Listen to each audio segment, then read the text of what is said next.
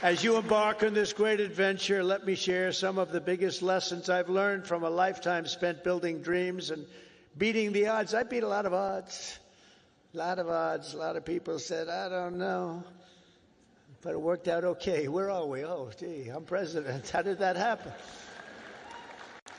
Now, you're going to be in the same position. But some of the would you like to hear some of the ideas, or should I just skip over that part, huh?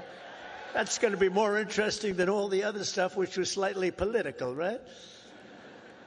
I'm going to give it to you, though, just as I see it and as I've learned it, the hard way and the easy way. First, if you're here today and think that you're too young to do something great, let me tell you that you are wrong. You're not too young. You can have great success at a very young age. You're all very young.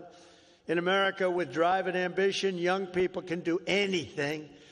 I was 28 when I took my first big gamble to develop a hotel in Midtown Manhattan, the Grand Hyatt, and it worked out incredibly well. But I was very young at the time. I was like a very young person in sort of an old person business. Steve Jobs was 21 when he founded Apple. Walt Disney was 21 when he founded Disney. James Madison, James Monroe, Alexander Hamilton, Thomas Jefferson. They were no older than 25 when they began the journeys that etched their names into the history books for all time. So to everyone here today, don't waste your youth. Go out and fight right from the beginning, from the day you leave this incredible university. Go out and fight tough, fight fair, but go out and fight. You're going to be very successful, because now is the time to work harder than you have ever worked before. Push yourself further than you have ever pushed yourself before. Find your limits and then smash through everything. Go and smash through. You've watched that football team smash through. You're going to do the same thing. You're at the age when you have the time and vitality to do really incredible things. If you just give it your all.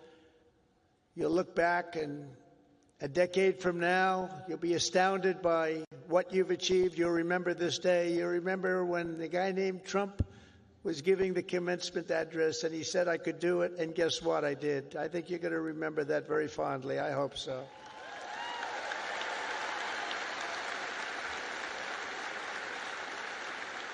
Second of all, and very importantly, you have to love what you do. Okay? You have to. I rarely see somebody that's successful that doesn't love what he or she does. That's way you really like. Work isn't work. It's fun. I find it fun. I work all the time, and I find it fun. If I didn't find it fun, I wouldn't be successful, whether it was real estate or in showbiz. I had a lot of different careers, but I loved real estate so much, and I was very successful at real estate because I loved it. I learned a lot from my father because I watched him work. He worked he was a workaholic. He loved to work. He's a good man. He was a tough guy, tough as hell, actually. Now that I think back, I don't know if you could even get away with that nowadays. He was tough, but he was a good man, I'll tell you. And he worked 7 days a week. He worked Saturdays, Sundays. It didn't matter. And I learned by watching him, he loved his life. He loved what he was doing. He had a great long-term marriage, a long, many years. He beat me on that one. Now, mine are very successful, but they haven't lasted quite as long. It was close to 70 years. That was a long time. I said, Pop, you beat me on that one. But you know what I learned from him? That he loved life, and all he did was work. I see people that don't work hard, and they're miserable. So go out and find. But he loved what he was doing. And you have to find something that you love, and you have to follow your own instincts. Listen to your parents. They're very wise, but you have to follow your instincts and your heart, your soul, and you want to be the very, very best you can be. Treat every day like a home game against Auburn. Fight like hell and enjoy doing it, and your coach can tell you all about that. Fifth is don't lose your momentum. You just want to keep it going, and you have to know if you are losing it. You have to know when you're losing it, so maybe you stop, and maybe it's time to stop. Listen to the feedback. Think through your plan very carefully, and keep moving fast. The word momentum is very important. I mean, I'll just tell you a little story about a great real estate developer named William Levitt. He built Levittown. Some of you might live in a Levittown. He was the biggest developer in the whole country in the 1940s and so. And he built these jobs. He started with one house, then 2 houses, then 20 houses, then thousands and thousands of houses. And a company, Gulf and Western, came along and they said, we're going to make you an offer to buy your company. And they offered him a lot of money, more money than he ever thought he could make. And he retired, lost his momentum. He retired, and he led a beautiful life. He had a wife, I must tell you, it was a second wife. It was a trophy wife, what can I say? I don't like telling you everything, but we're all friends, right? Can we talk? We're all friends. He had a trophy wife. And he lived a different life. He moved to the south of France, but he lived, it was a life of tremendous luxury. He had so many millions of dollars. He was given a fortune for the company. And 10 years went by, and then 15 years went by, and he got a call from this big conglomerate, Gulf and Western, and they said, we're not doing well with the purchase, because he used to pick up every nail, every piece of sawdust, every piece of wood, every chip, everything, and he'd sell it. He'd make a couple of bucks. Everything was perfect. They can't do that. You know, these big companies, they don't do that. You see it a lot when an entrepreneur sells to a big company and then he ends up buying the company back for peanuts later on. Happens a lot. But he was the best at what he did. But 15 years went by and he was so excited, and they sold him back his company. And he started, and he was going to tear apart the world because he got bored with a life of luxury. And he started building and building and building. And the markets turned on him. And he went bad. He lost everything, and he went bankrupt. Absolutely bankrupt.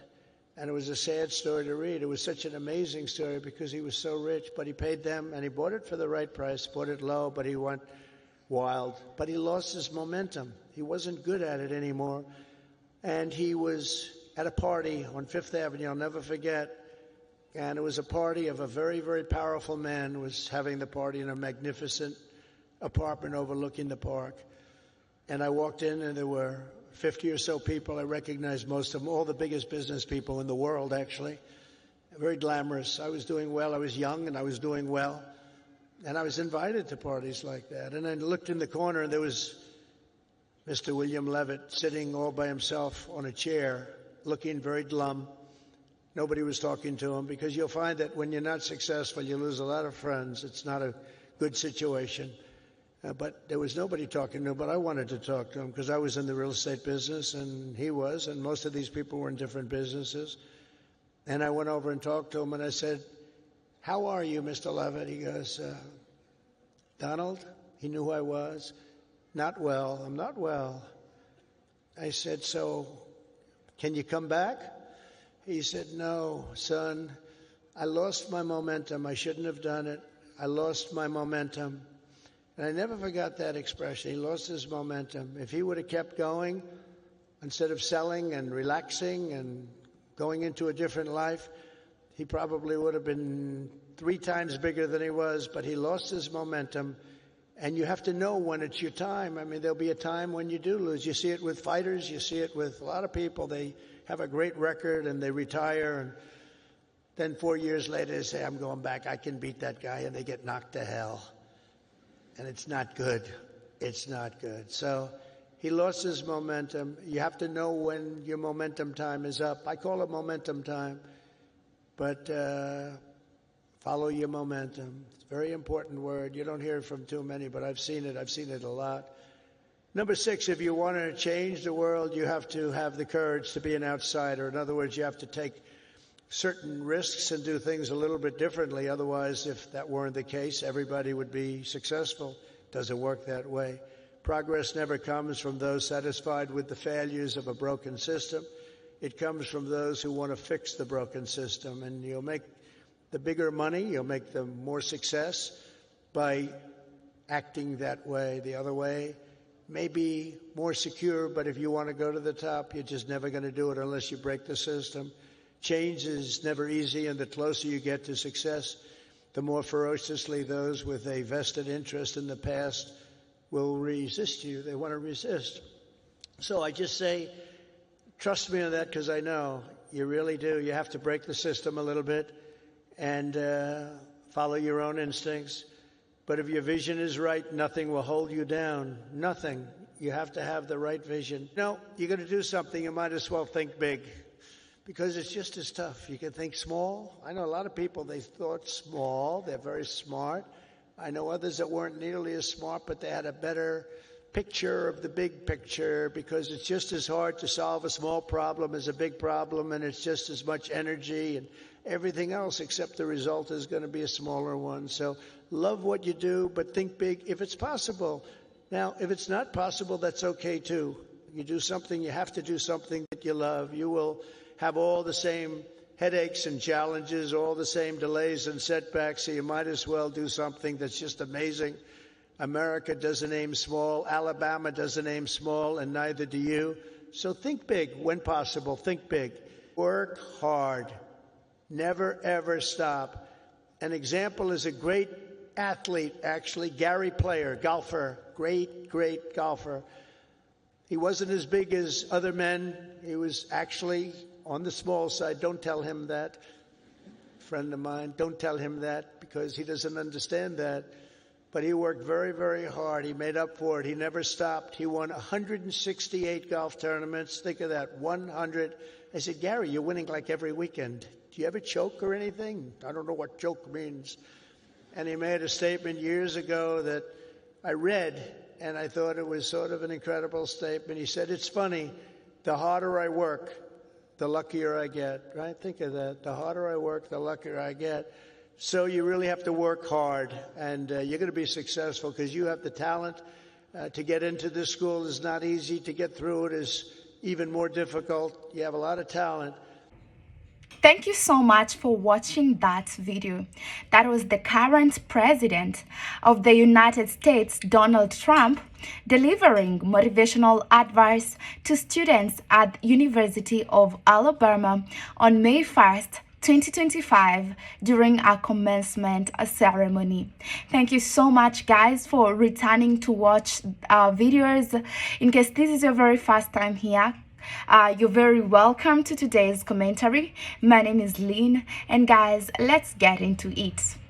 The speech was directed at university students who had just graduated and were preparing to move into the next stage of their lives.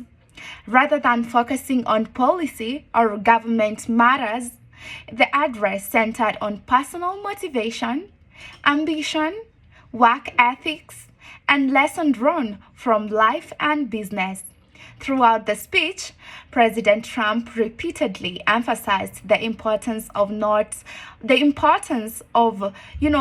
the students and the youths not wasting their youth.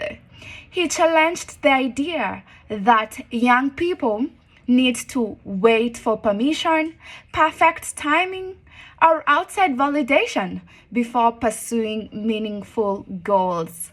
He reminded graduates that many influential figures began their journey early in life, using examples from business, history, and his own experience to reinforce the idea that youths can be an advantage rather than a limitation. He spoke about taking action early and making bold decisions, arguing that success often comes to those who are willing to move forward before feeling fully ready. The message was framed around urgency and confidence, encouraging graduates to trust their instincts and take initiative while they still have momentum and energy. Another major theme of the speech was hard work. President Trump stressed that effort, persistence, and determination play a central role in achieving success. He spoke about pushing beyond comforts, fighting through obstacles, and maintaining intensity from the beginning rather than easing into challenges. He presented hard work as a constant requirement, not a temporary phase, and linked effort directly to opportunity. He also repeated the idea that success is rarely accidental, suggesting that what people often describe as luck is usually the result of sustained effort over time.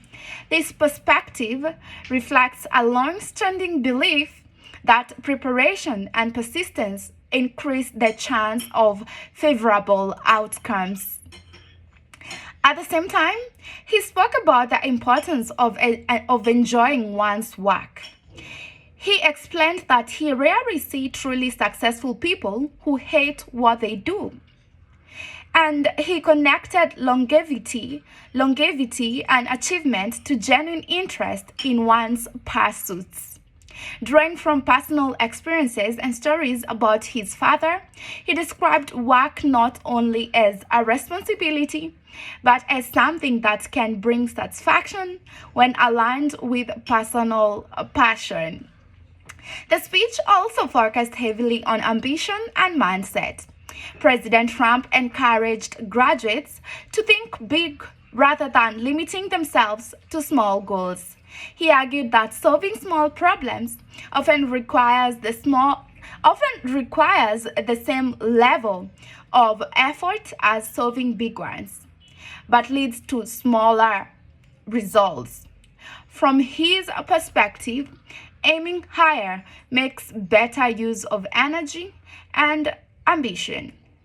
He tied this message to broader ideas about confidence and identity, encouraging students to believe in their ability to compete, build, and succeed at the highest levels.